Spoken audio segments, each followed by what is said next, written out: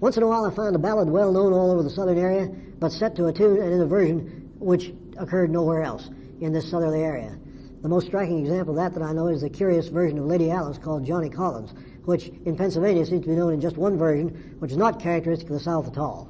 It managed to get the whole ancient ballad story told in a compass of about 8 or 10 stanzas, and thus is more complete than either of the other English, than either the ballad Lady Alice or the other old English ballad or Scottish ballad called Clerk, a piece about how somebody contracts an alliance with a fairy woman, tries to break off with her, and the outraged and jealous supernatural being brings on his death. Gee, I haven't thought of that for a while. Let's see if I can get it straight. Let's see if I can get that thing together.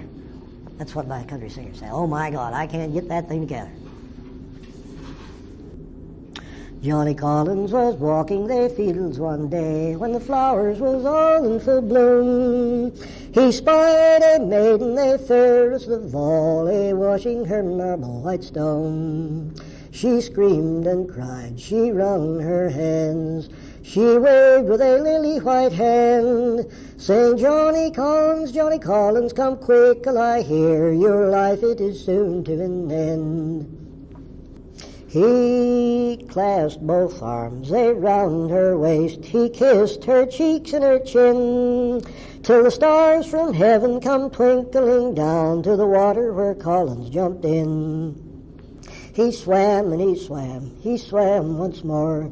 He swam till he to his own father's door, saying, Father, dear Father, come please take me in, come please take me in once more.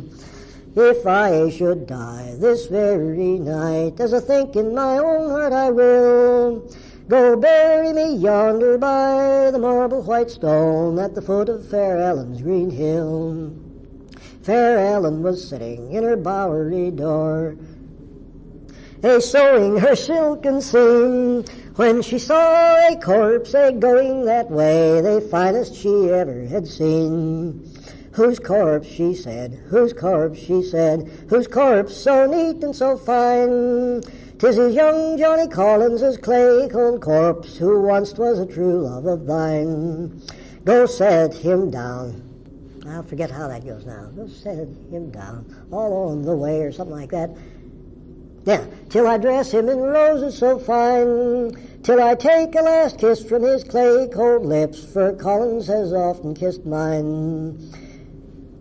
The news it was carried to Dublin's town, and wrote upon Dublin's gate, and 6 pretty maids all died that same night. 'Twas all for young Collins' sake. I think that's all of it, but I'm not sure. I haven't thought of that. I've sung it for a long while. It's a very extraordinary piece.